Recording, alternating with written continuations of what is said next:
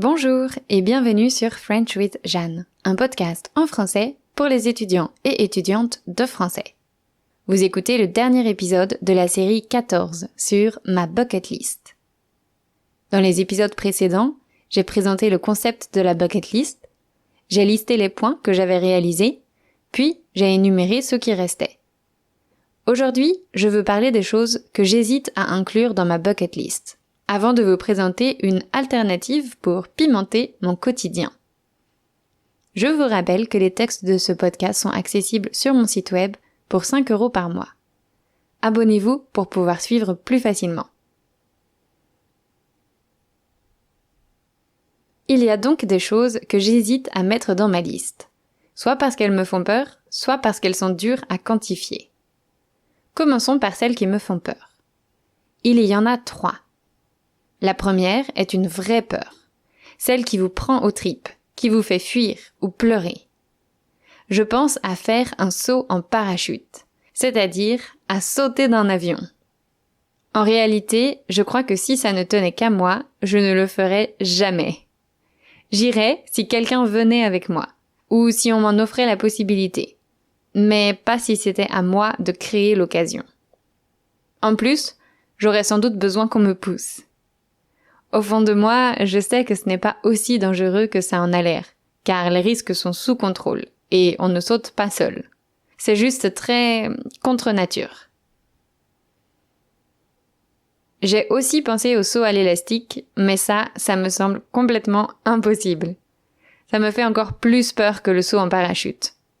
D'abord, on saute seul. De moi-même, je ne pourrais jamais le faire. Ensuite, ça n'a pas l'air agréable.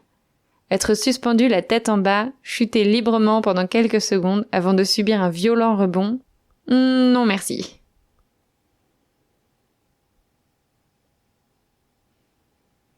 La deuxième chose qui me fait peur, mais qui me tente quand même, c'est de faire de l'apnée.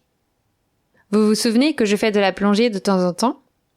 Eh bien, l'apnée, c'est aller sous l'eau, mais sans bouteille.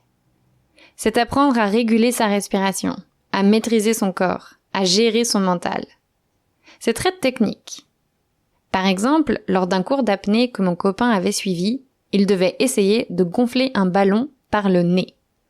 S'il était capable de faire ça, ça signifiait qu'il était capable de diriger l'air de ses poumons vers son nez ou ses oreilles. Technique utilisée pour équilibrer les pressions une fois sous l'eau. Vous savez, quand vous allez en altitude ou vous prenez l'avion, vous pouvez ressentir une pression dans vos oreilles, avec parfois un sifflement. Eh bien, la même chose arrive quand on descend sous l'eau. Dans un avion, pour faire disparaître la pression, vous avez 3 options. Bâiller, bouger votre mâchoire ou bouchez votre nez et fermez votre bouche tout en essayant d'expirer.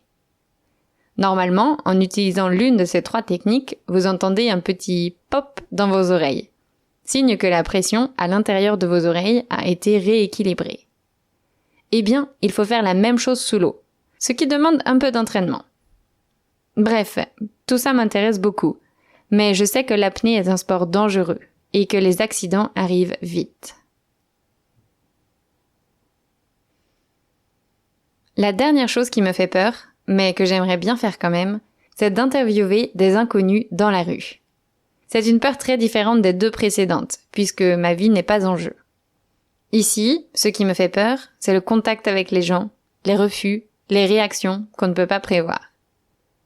Ce qui me donne envie, c'est de mieux connaître les gens, de mieux les comprendre. Je crois que tout le monde a quelque chose à dire, à partager ou à enseigner. Et je suis curieuse de tout entendre. En fait, quand on voit quelqu'un dans la rue, on n'a aucune idée de ce que fait cette personne, des épreuves qu'elle a traversées, des leçons qu'elle a apprises, des croyances qui guident son comportement. Et moi, ça m'intrigue énormément. Si c'est aussi quelque chose qui vous intéresse, j'ai quelques recommandations. La première, c'est le travail du photographe français Yann Arthus Bertrand. Il a notamment publié un livre appelé 7 milliards d'autres, dans lequel il a interviewé des gens du monde entier, sur des concepts universels tels que l'amour, les relations parents-enfants ou la guerre. Il a également produit le film Human, qui correspond plus ou moins à la version cinématographique du livre. D'ailleurs, ce documentaire est accessible gratuitement sur YouTube. Ensuite, il y a le projet Humans of New York, où un photographe fait le portrait d'inconnus et leur demande de raconter un morceau de leur histoire. Je suis abonnée à leur page Facebook et j'adore lire ces récits. La dernière, c'est une jeune femme qui pose des questions aux inconnus dans la rue et qui filme leurs réponses pour en faire des vidéos qu'elle publie sur YouTube. La réalisatrice s'appelle Thoraya Maronesi. Par exemple, dans une vidéo, elle demande aux gens de lui raconter la chose la plus belle qu'on leur ait dite. Dans une autre, elle leur demande de lui confier un secret. Elle aime aussi faire quelques expériences sociales, comme organiser des échanges alors que les gens ne peuvent pas se voir. Le résultat est incroyable, et ces vidéos me mettent toujours les larmes aux yeux.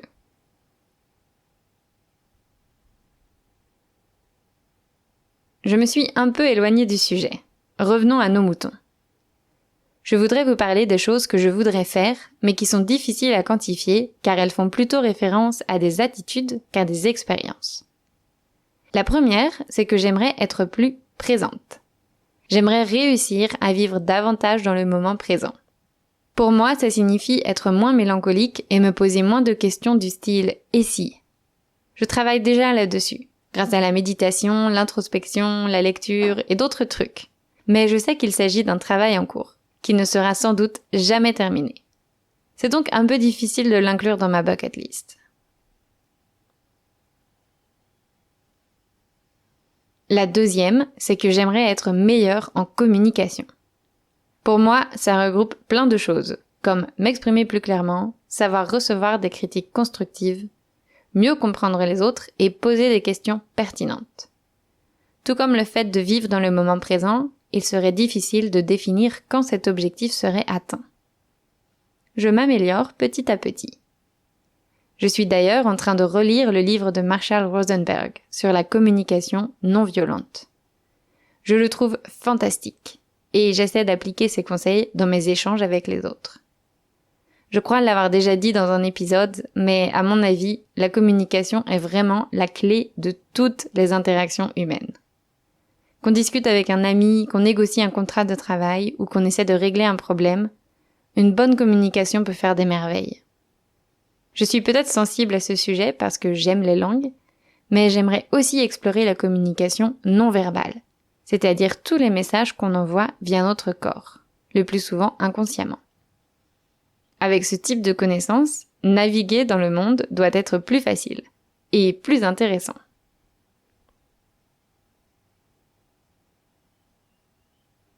Il y a d'autres choses que j'hésite à écrire dans ma bucket list, simplement parce que je ne suis pas sûre de vraiment les vouloir. Par exemple, je pense à devenir végétarienne, ou même végane, car ça semble plus en phase avec mes croyances.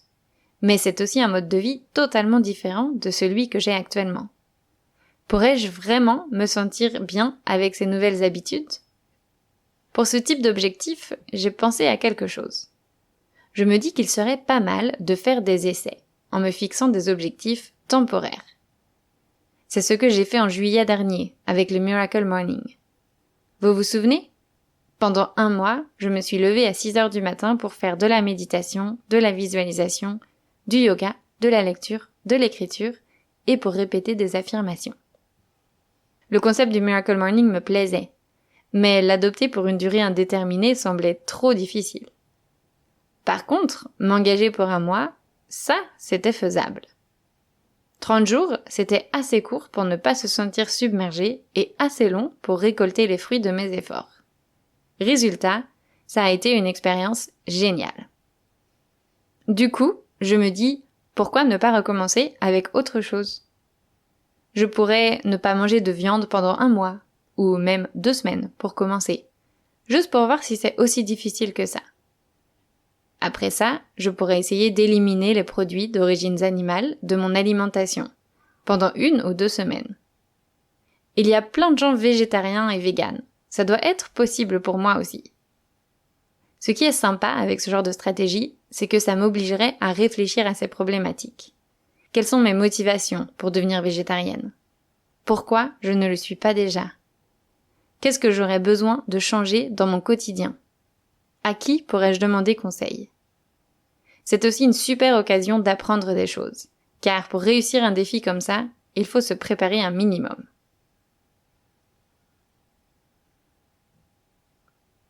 Voici une petite liste de défis auxquels j'ai pensé, en plus de ceux de devenir végétarienne ou végane. Numéro 1. Pratiquer le jeûne intermittent. C'est une méthode qui consiste à ne pas manger pendant des périodes plus ou moins longues. J'ai rencontré des gens qui le pratiquaient et beaucoup en étaient satisfaits et satisfaites. Alors ça m'intrigue. Numéro 2. Méditer chaque jour. Je l'ai fait chaque matin pendant 30 jours, dans le cadre du Miracle Morning, mais je voudrais le faire plus longtemps, pendant 2 mois par exemple. Je sais que la méditation a de nombreux bénéfices, mais qu'on les ressent surtout sur le moyen ou long terme. Numéro 3. Répéter des affirmations chaque jour. Ça a été la grande révélation du Miracle Morning pour moi, le pouvoir des affirmations. Je continue d'en réciter de temps en temps, mais je crois que ça pourrait faire une différence énorme sur mon mental si j'en récitais chaque jour pendant plus longtemps. 4. Découvrir de nouveaux endroits. À Phuket, j'ai finalement assez peu exploré l'île. J'imagine que si je me lance le défi de découvrir un nouvel endroit par semaine pendant 2 mois, ça pourrait pimenter ma vie. Ça peut être une plage, un café, un resto, n'importe quoi, mais un lieu où je ne suis jamais allée, pour changer un peu mes habitudes. Numéro 5. Suivre mon intuition. Parfois, je ne l'entends pas. D'autres fois, je l'entends, mais je ne la suis pas. Je suis extrêmement curieuse de savoir à quoi pourrait ressembler ma vie si je la suivais systématiquement. Numéro 6. Ne pas critiquer. Critiquer est quelque chose qu'on fait tous et toutes plus ou moins systématiquement. On critique les gens dans la rue, nos collègues, nos amis. On critique notre logement, un événement ou une situation. Que se passerait-il si on arrêtait de critiquer pendant quelque temps? Numéro 7. Faire des actes de gentillesse aléatoires. Vous en avez déjà entendu parler? Il s'agit simplement de faire de petites actions positives pour les autres. Par exemple, faire un compliment à quelqu'un, aider une personne à porter quelque chose de lourd, ou offrir un sandwich à un sans-abri. En bref, une manière simple de rendre la vie des gens qui nous entourent un peu plus agréable. Comme vous le voyez, je ne manque pas d'idées. Je crois que fonctionner comme ça, par défi, sur une période déterminée, ça peut me permettre de tester des styles de vie un peu différents. C'est maintenant l'heure de vous lancer un challenge à réaliser. Puisque j'adore l'idée des petits actes de gentillesse, je vous invite à en choisir 3 et à les réaliser. Dans la description de l'épisode, vous trouverez un lien vers une liste d'idées faciles à appliquer.